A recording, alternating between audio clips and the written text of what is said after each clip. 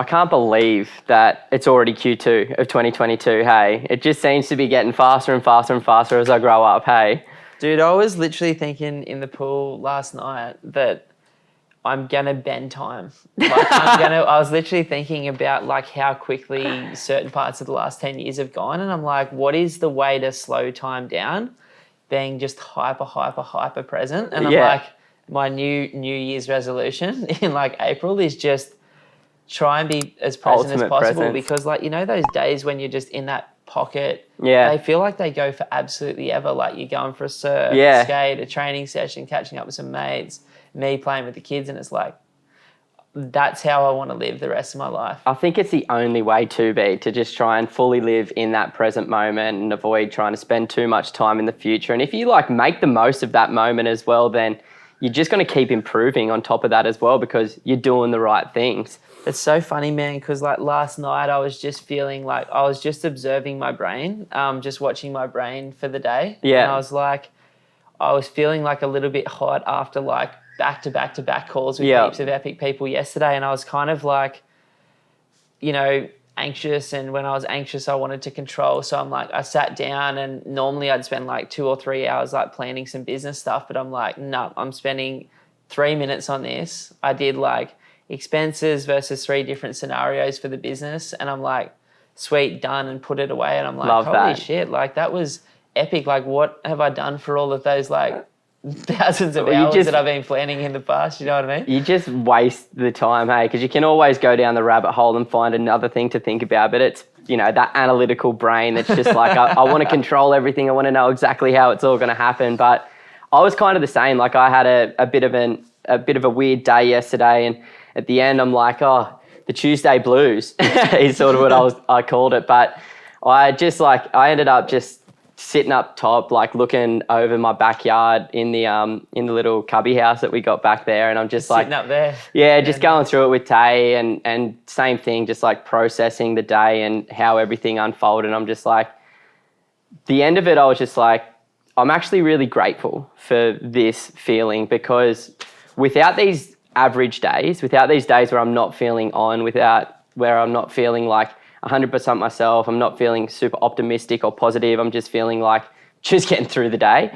I'm like, it actually is necessary to have those moments, because then it makes the good days ever so better, right? For sure. So it's just switching that mindset. And I also watched 12 Years a Slave for the first time. Oh, is that the Brad Pitt one? Yeah, he's in it. Yeah.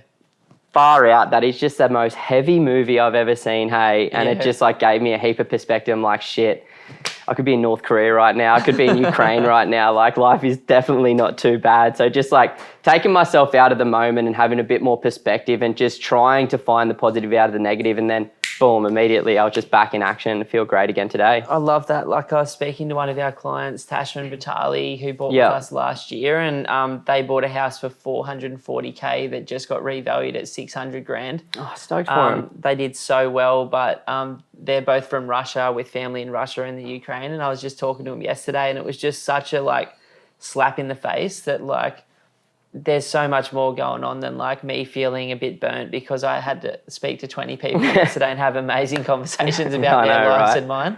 But no, I'm like super excited about this one today. Like we haven't done one of these for a while, and we're sorry for all you guys that like these market updates, but this is going to be a good one. Like, shit's starting to really look interesting. Yeah. Which is weird because the media's probably like making it feel the other way. Yeah, for sure. Like, it was nice to just dive into the data and get a little bit more of an overarching understanding as to what's been happening. We've written down a whole bunch of stuff here on the sheet of paper, which I'm pretty excited to go through. I might just start running through some of the numbers that's come out from the core logic indices over the last month. So this is sort of as of February 2022. I think it was the 28th of February 2022. Now, looking at what we did is we looked at the year-on-year performance for all of the major metro markets around Australia, along with the monthly performance. And there's clear indications as to where these markets could be moving based on this sort of stuff. So Sydney's had an amazing 12 months, going up year-on-year, 22.4% now. But the month-on-month in February, it went down 0.1%. So we're starting to see that market pull back. I've got some friends down there at the moment that have been going to some open for inspections and things like that, and they definitely said that they can feel that softening effect, and people are feeling it. The common consensus down there is it is a bit more of a softer market down there now, which it's good to see because obviously last year was just crazy and you can't maintain those levels. Then looking at Melbourne, been a relatively lackluster performance in terms of capital growth over the last 12 months in Melbourne, going up 12.6%, which I say that's lackluster. It's so funny that you say that, but I'd be so happy with 5% in a year. That's so true, but it's just comparing it to the other markets. But obviously Melbourne had such a great 10-year run over the last decade that, you know, that still is really good, but it didn't move at all over the last month, only 0%. So similar to Sydney, definitely starting to soften down there as well.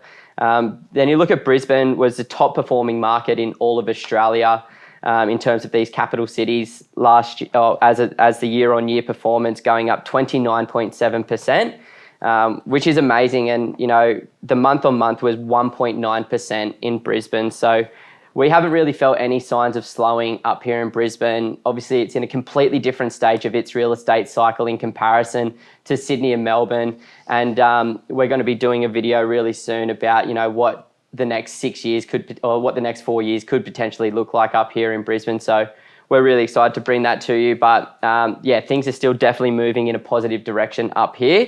Adelaide also did really well last year, 25.8% increase over the 12 months to February, which is huge, and 1.5% in the month of February as well. So along with Brisbane, Adelaide looking like it's in a relatively good stage of its real estate cycle and is continuing to perform quite well.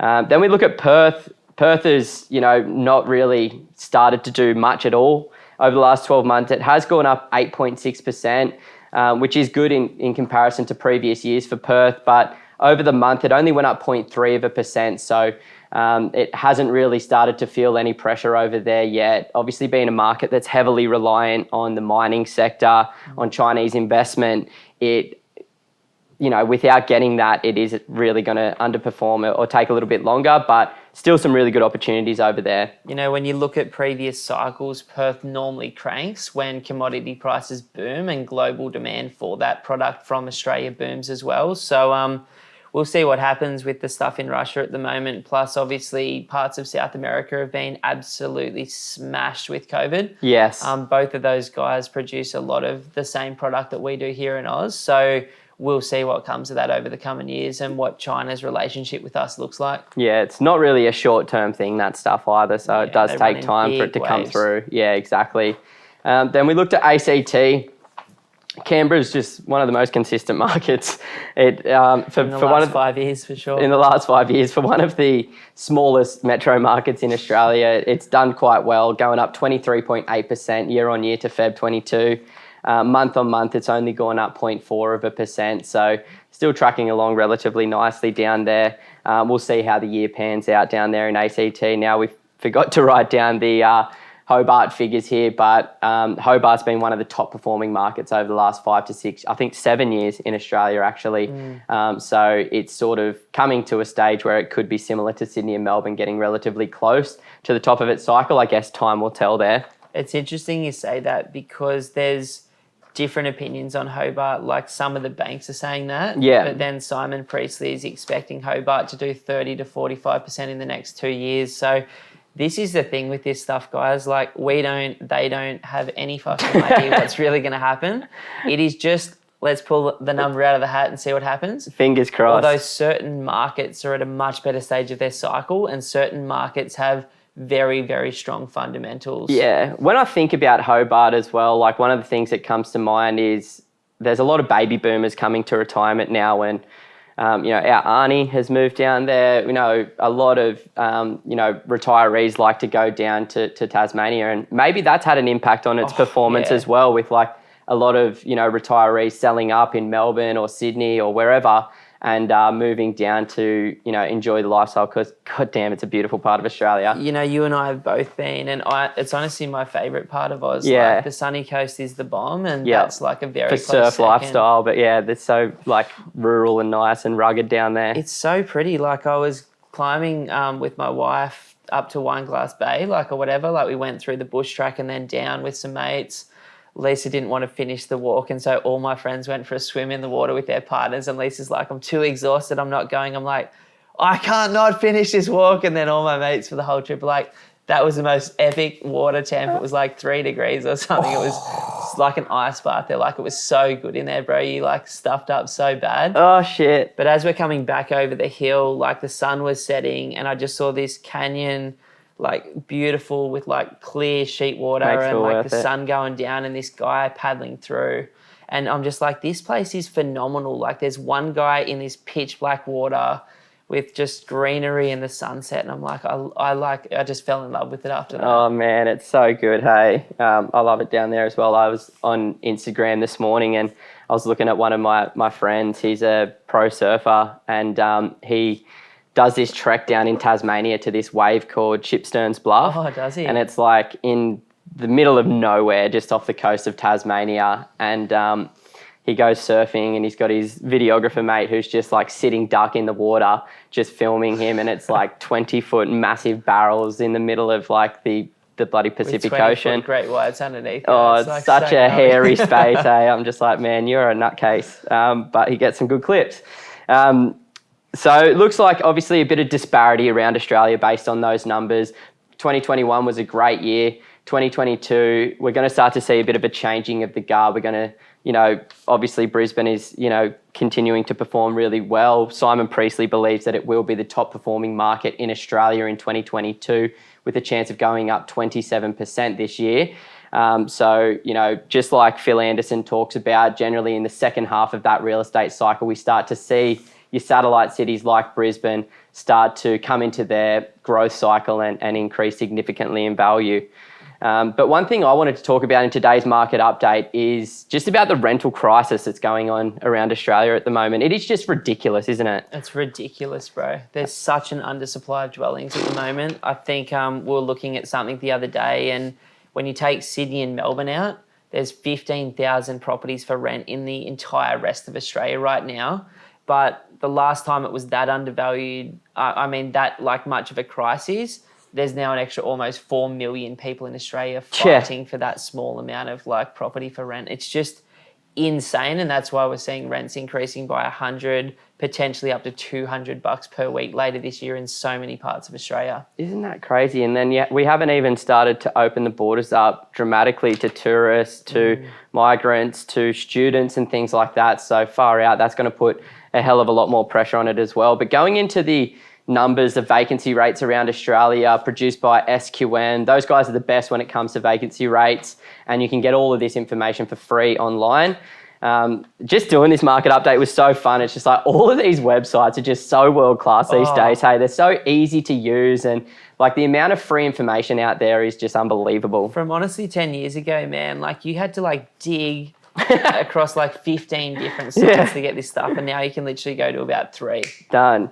But looking at the national average around Australia as of February 2022, the vacancy rate is sitting at just 2%.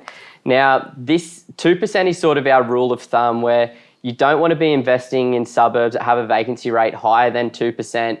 2% or below indicates that there is an undersupply of rental properties. So what this says is there is a complete undersupply of rental properties around the entire nation. But looking at the split around Australia, Sydney is sitting at 2% as a vacancy rate right now. Melbourne sitting at 2.3%. So both of them quite undersupplied in comparison to the average. But once you start looking around Australia into a lot of these other capital cities, Brisbane's sitting at 0.9% right now. That is chronically undersupplied. Adelaide, 0.4%. Perth, 0.6%, and ACT, 0.5%. And I believe Hobart was also below 1% as well, which is just absolutely insane. Like, we need to figure out some way to create additional supply for these rental properties, because tenants are going to it's going to be really challenging for tenants to pay an extra $100 or $200 per week in rent. Oh man, like even though, in many parts of Australia, incomes are increasing at the moment off the back of a labour shortage plus inflation, and Commonwealth Bank is expecting huge inflation and huge increases in wages over the next 2 years. I think there's a systemic issue, and Simon Priestley shares the same view, so does Michael Matusik, where Australian government has just, for whatever reason, said we don't want to be seen to be pro-development, and this is like through many of Australia's capital cities, and so they have basically prohibited development in such a way through finance for developers, also through approval for higher density dwellings and the right type of stuff. And then off the back of that, I read the most disturbing thing. They reckon the average price of brand new land right now is 55% higher than it should be, because the cost that the government, whether that's the national, state or local governments, in terms of infrastructure, GSTs, taxes on builders, taxes on developers, is about 55% higher because of the racket that the government's running on property in Oz right now. That makes me sick to my core when we know there's literally tens of thousands of people and families right now living in cars because they can't get a rental.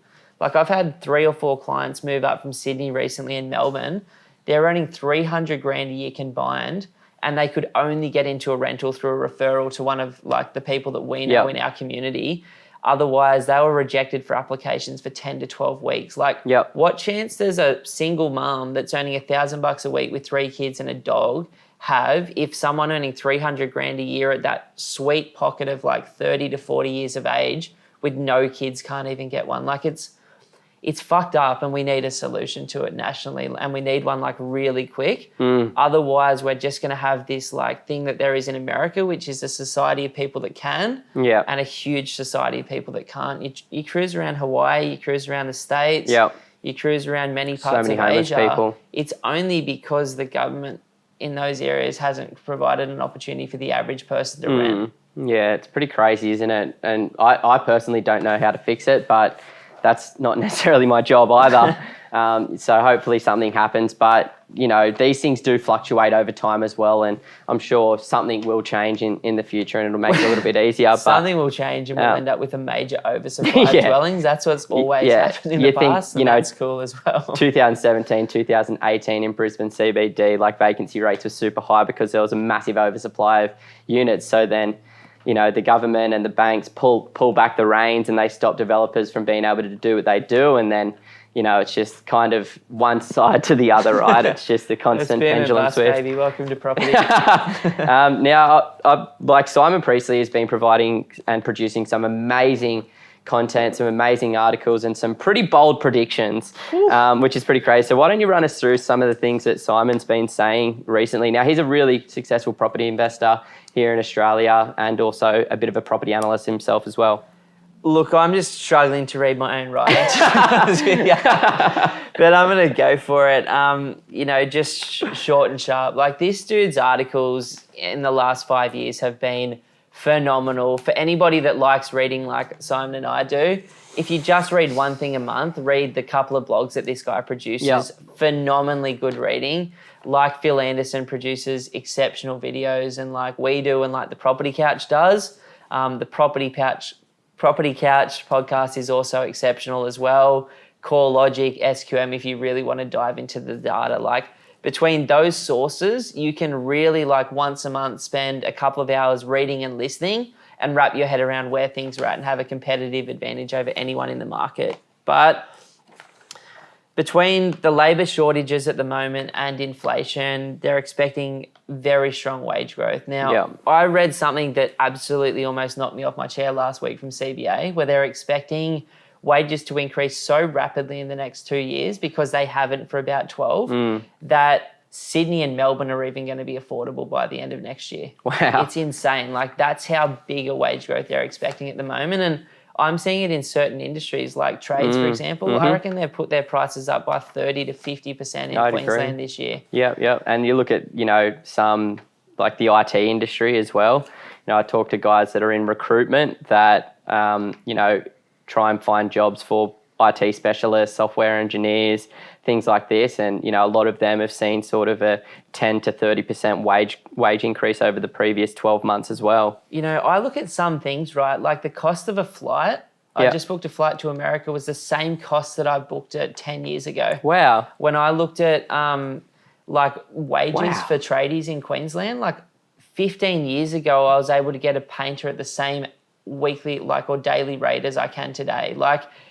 This is good for Australia. The fact that wages have been so subdued and then house prices have gone up, we need wages to catch up, and that's why the government's stimulating low interest rates to create a bit of inflation right now.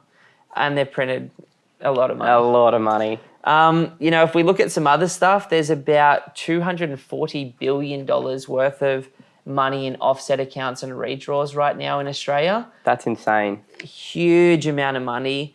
There's an undersupply of property for sale. So when we sort of look at that, we're sort of sitting at a level that we're at about 11 years ago, but the population has grown by 4 million people in that time.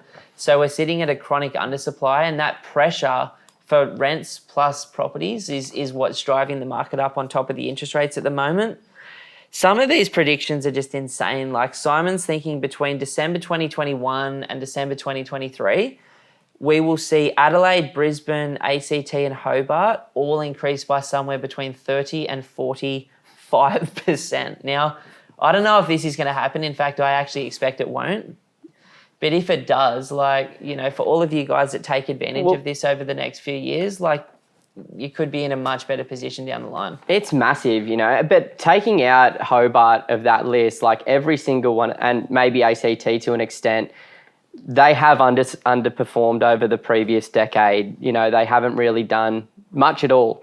So, it's natural that they are coming into their growth cycle, but these numbers are crazy. That's not sustainable long term. And look, I love that you say that, bro, because there's a method to the madness, right? When you look at the 10-year performance of some of the suburbs in Perth, Brisbane, Adelaide, even the ACT, they've gone up by 2% a year. Yep. But their 20 to 50 year or 40 year performance has been more between about 6 and 9%. Yep. So you can see which markets, if you start looking at the 10-year performance, have underperformed. And then there's other parts of those same cities that have grown by 10% a year for the last 10 years, closer to the city, right on the beach. So when there's such a discrepancy between quality and more affordable suburbs in these cities, it's just those parts of the cities that haven't yet performed that can catch up. We found a suburb this week, 20 k's from Brisbane, that has literally gone up by 2.7% a year for 10 years. You've got suburbs 3 to 5 k's closer that have literally doubled in the same time. I love it. I'm so excited about it. I love that. And that's why you can't look at the Australian market as one market. You can't look at individual capital cities as one market either, because you need to understand how those individual movements impact, your decision, because we like to invest in suburbs that have underperformed over the previous 10 years because of the information and research produced by Jeremy Shepherd indicating that over a 20-year period, areas that have performed really well in the first 10 years typically underperform in the following 10, and areas that have underperformed in the first 10 years typically perform better in the second 10 years. So, you're trying to use that ripple effect to your advantage. You're trying to keep your debt levels a little bit lower, your cash flow yields a little bit higher, and you're trying to time that particular area to the best of your ability, buying as close to the bottom as you possibly can. I love that information so much that we learned, bro. It is extremely powerful, and people will start to go, well, why are Sydney and Melbourne softening? If you didn't have that context of 20 years of Jeremy Shepherd from DSR's data, you'd be like, well, is the whole market going to crash? Yep. But it's Brisbane, Perth, Adelaide in particular have underperformed in the last 10, which means they've got a higher probability of performing better in the next 10. Sydney, Melbourne, Canberra have gone absolutely bonkers in the last 10. That means they've got a, statistically speaking, lower chance of performance based on not just 10 years of history, but literally 20, 30, 50 years of performance. You can see it just swings between affordable, unaffordable, high demand, low demand, higher interest rates, lower interest rates, and all of these are levers that create a perspective that you can use to time the market much better. And I think it was good going through those vacancy rates as well today, because the national vacancy rate is sitting at 2%. And Sydney and Melbourne, what were they? Sydney sitting at 2%, Melbourne sitting at 2.3%. So that goes to show that those two markets alone have such a major impact on the national average that when you look at the spread of the other capital cities sitting all below 1% right now, it just goes to show that whatever is happening in Sydney and Melbourne, it looks like it's happening at the national level, but you've got to dive into these specific individual markets to understand where they're actually sitting themselves. You know, there was this underbelly called A Tale of Two Cities. I swear, like, Australian property market is a tale of two markets. It's Sydney and Melbourne in one box, and it's the rest of Australia's metro markets and major regionals in another. What's crazy is that Brisbane has had lean performance, as has Perth, for the last 15 years. Simon's expecting Brisbane to be the top market in 2022, potentially growing by 27%. Now, the 5 top banks in Australia are much more conservative, somewhere between 5 and 12% in Brisbane this year.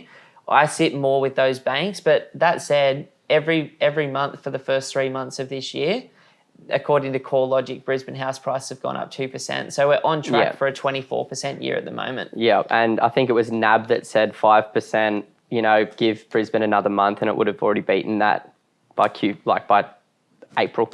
Exactly, man. Now, he's saying Hobart is expected to do 20% according to him, Adelaide 20%, ACT 15%.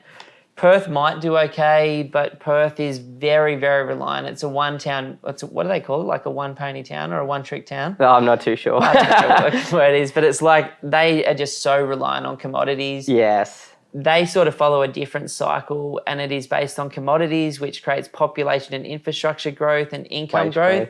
When that commodity cycle isn't in full swing, people just flee the city, and that's been happening for the last 10 years, and you can see the population growth rates are still stagnant. There's been a little bit of quality taken over there during COVID, but it was mainly because the companies were concerned about flying in, flying out with COVID.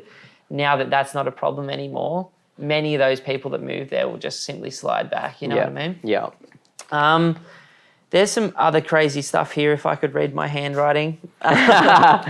Maybe you can say something while I just have a look at some of this other stuff. Yeah, one thing that I noticed as well is obviously with these population movements around Australia, I saw a really awesome update article from Darren Wilson. He's one of the editors at Property Share Market Economics. And what he did was looked at the net population movements around Australia, and what a lot of the major media outlets and a lot of different, what I would call spruikers, were talking about last year was obviously this huge exodus out of the capital cities and a mass population growth into these regional towns. And it was really interesting to see his breakdown of that. And what he was saying is, like, because of the lockdowns, nobody was moving out of these regional towns, but a lot of people were moving to these regional towns. So that added that net population figure a little bit higher. But now what we're seeing is people are being requested to come back to the office. I've seen it to a heap of people. 3 of my friends that have full-time jobs in Melbourne but live on the Sunshine Coast are now forced to go down at least once a fortnight. Interesting. Yep. And then I talked to Chris, one of our clients who works for a company down in Sydney but lives up here on the Sunshine Coast. Same thing. He needs to go down for 1 week out of the month. So what is expected to happen is a lot of these millennials that moved into these regional towns will end up flocking back to the capital cities. And the reason being is because petrol prices are crazy high. So if you're, for example, in Sydney and you decide to move to the Central Coast and you're like, I'll drive to Sydney, a couple of days a week. Weekend rent, but you're paying petty. But you're paying massive amounts in petrol. Obviously flights, they're affordable, but still it's not easy to pay for that. For my friends that have to fly down to Melbourne, it's very, very tricky for them to, have to do that all the time. But it was just really nice to see like a little bit more context to the situation, because a lot of people were saying that these regional markets, it's going to be a systemic change. This is going to last forever. But 1 year later, and the tide is already starting to shift back to these capital cities. And, what the end of the article was talking about was just the fact that, the metro markets are metro markets for a reason. Big businesses like to operate in these major metro markets, and that short-term opportunity to work from home during that COVID period is slowly but surely coming to an end, and we're going to go back to what was normal a couple of years ago is what was expected. So I thought that was like a really interesting piece as well. I like that, man, because one of our clients who was in the office last Monday, absolute legend. Matt? Matt, he just moved up with his family from Melbourne. Yeah. He was from Queensland but couldn't find a job in recruitment 6 years ago, so went to Melbourne, did his thing down there, but he's been able to come up in the last year or 2 years and start working. And he said per capita, he's recruiting more people to Brisbane than any other city in Australia. And he said of Australia's top 500 companies, 15 to 20 of them have just opened head offices in Brisbane in the last 12 months without really telling anyone. Wow, yeah. Andy, one of my mates that he's one of these guys that works in Melbourne, but he's actually negotiating with his company to set up a headquarters in Brisbane as well, Cool. recruitment firm. That's epic, man. Yeah. I think that's some of the Simon Priestley stuff. He's got some gold, particularly in two of the last articles that he's put together. One of them's his forecast for 2022. One of him's, it's even a crazier title, he's potentially expecting house prices in Australia to double between now and the end of 2026. Phil Anderson on the flip side saying between 50 and 70% between now and the end of 2026. So there's some crazy stuff. But let's talk about the history of rates. Yeah. And some of the research that you and I did. Like, we recorded another very short format video on this, which you can check out. But what I wanted to see for myself, not using anyone else's data, was what had happened in the last, 5 or 6 years of the two last real estate cycles before this one. Yep. What were interest rates and what type of returns? Because I keep hearing that interest rates are going to blow up the market, and I just think it's absolute bullshit. Yeah, interest rate rises generally are a sign that the economy is in a stable position, and it's sort of a hedge against inflation. But from 1984 through to 1990, we saw interest rates go from 12 to 17%. So 5% increase over that 6-year period. Now, 17% interest rates. I feel sorry for anybody that was buying back then. Mum and dad, you, every other I'd be baby boomer that was buying right their now, first I'll home. tell you that if I had to deal with that. Oh, I think everyone would be forced to, but I can't see them going there personally. But back then, even though the interest rates went all the way up to 17%, the property market in Perth went up 81%, Sydney went up 86%, Melbourne went up 104%, and Brisbane went up 75%. So still, when you look at the averages, an amazing return over that 6-year period leading up to the top of the cycle. But then you look at 2000 to 2007, that's where interest rates went from 5 to 7%. Now, this was pretty insane to see what happened. Now, this was the last real estate boom that we saw in Australia. And at that point in time, Perth went up 127%. Sydney went up 67%, Melbourne went up 65%, and Brisbane went up 102%. So it's just important to have a bit more context to the situation. And rather than just making decisions based on one big headline, it's like, well, let's actually look at the numbers. Let's dive into the historic data, because fortunately we have all this stuff at our fingertips, and figure out how big of an impact it actually has on property prices. Now, this is pretty insane. Between 2022 and 2028, interest rates in Australia went up 22 times. 2002 and 2008. 2002 and 2008. 22 times. People are freaking out and falling off their chairs about rates going up. Now, if you look at what Akil from Property Share Market Economics, who's like an academic in economics at Oxford University, is saying, he's saying that he thinks it's going to be almost 100 years of low interest rates. Ray Dalio's saying the same thing. Like, the time of using interest rates as the only lever to get us out of poor environments is, according to both of them, over. They think that interest rates may not even get above 4.5% to 5%. Wow. In this cycle. Like, it's absolutely insane, the forecast for low interest rates. And there has been periods of time for 20, 30 years in the last 100 where interest rates have sat like that. And there's these incredible times of prosperity for the people that are lucky enough to be born and old enough to invest during those times. And as we know, when these interest rates come up, it's not like a shock of the system where they go from 0% to 4% all of a sudden. It's a gradual increase. And Simon Priestley was saying that there will have to be 5 interest rate rises before it gets to the interest rate that it was 3 years ago. Where people were paying their home loans, right? Exactly, where people were paying their home loans. But then you add that extra $240 billion of savings in Aussie redraw accounts and offset accounts and things like that. Like that wages have gone up, rents have gone up, that people have saved a fortune because they haven't had anything to do with their money for 2 years. Equity has gone up substantially over that 3-year period as well. So there's context to everything, right? And that's why you can't just, there's no silver bullet. There's no one data point to rule all. I love that, bro. It's always, you got to have the context. You got to have an overarching understanding of the entire economy and not just put everything in the one basket, not just, make decisions based on one particular thing, because there's so many different factors that impact an economy and markets like property, but also shares and business and everything. I heard a quote that's really changed my perspective in the last couple of weeks from Commonwealth Bank, and they reckon, in terms of, if you looked on the media, you'd think that everybody and every house in Australia was like 10 or 15 times their average income for the average house price, and their debt is just spiraling out of control. But if you look at what CBA is saying, or the ABS is saying, the average home loan is only 4.4 times the average income in Australia right now. 35% of properties in Australia are owned completely outright. Another 35% of them are being paid off at the moment by people living in them.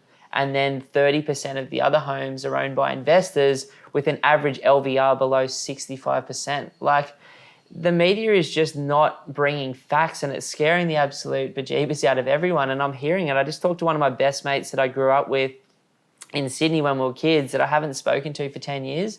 He's like, dude, I'm really thinking about buying Brisbane. I don't know whether to buy 2 450K homes or one 800K home on the beach. And I'm like, we can talk about both. But he's like, people down here are like a bit scared. We don't know what to do. Is the market going to come backwards and drop, or is it going to drop 50%? And I'm like, oh man, like, let's have a talk about where this is at.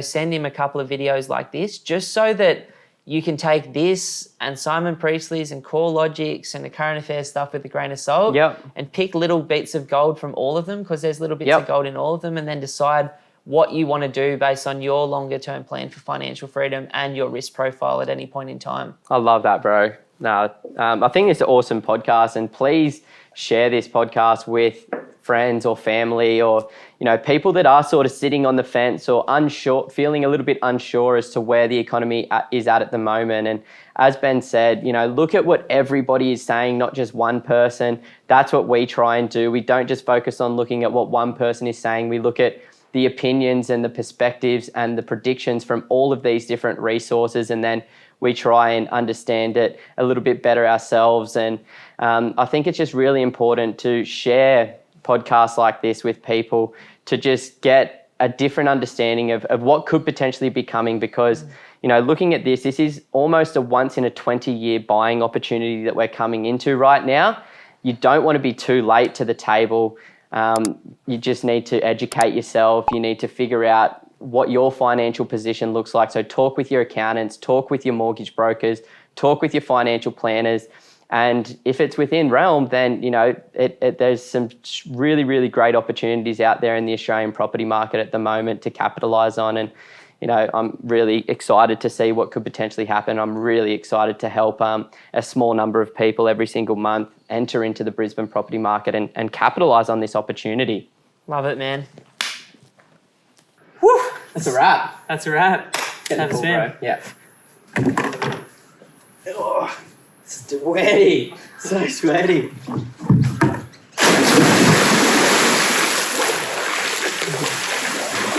Oh, that's good. Look at that. So nice, eh? Oh.